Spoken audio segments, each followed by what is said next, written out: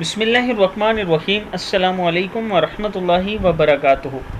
Daily محمد channel پر آج میں اپنے دوستوں کو بہت ہی پیاری دعا پڑھنا سکھاؤں گا۔ اس سے پہلے میں اپنے تمام دوستوں سے گزارش کروں گا کہ آپ نے ڈیلی محمد کو اگر ابھی تک سبسکرائب نہیں کیا تو ضرور کر لیں۔ تو سٹارٹ کرتے ہیں۔ بسم اللہ الرحمن الرحیم۔ اگر آپ اپنی 99% پریشانیاں ختم کرنا چاہتے ہیں تو پھر یہ دعا کثرت کے ساتھ پڑھا کریں، اس لیے کہ رسول اللہ صلی اللہ علیہ وسلم نے یہ فرمایا ہے۔